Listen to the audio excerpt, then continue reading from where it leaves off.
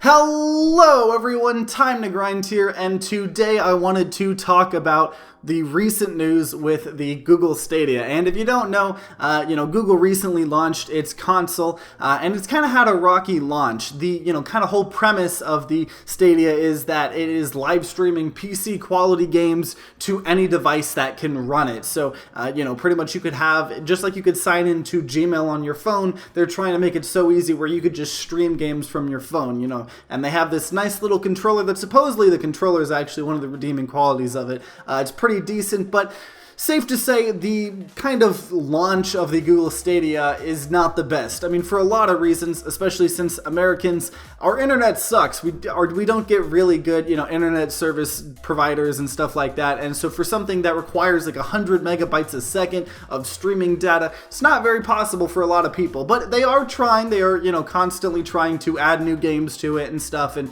make it appealing. They probably have spent millions of dollars on this, so they're going to try to make it worth it.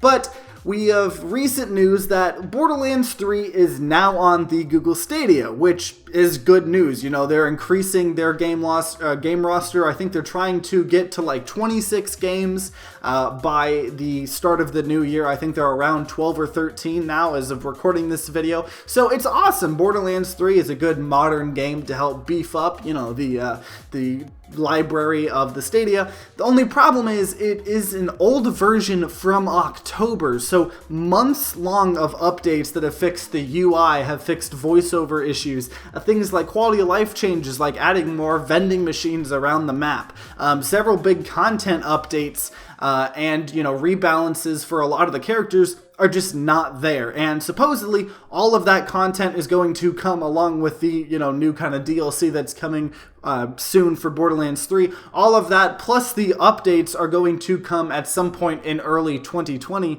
and that's a long time to wait. And especially since Borderlands 3 is about to get even more content on every other platform besides the Google Stadia, for the Stadia version to not even get that content, let alone months of old updates that have made the game arguably a lot better supposedly, is a little rough, quite honestly. And they didn't say why they would have to keep on doing this. They didn't say specifically, because I think what Google's trying to do is they're trying to make you believe that it's just PC games being streamed to the Stadia. You know what I mean? It's like you can run games that are perfect mirrors of PC on our stuff.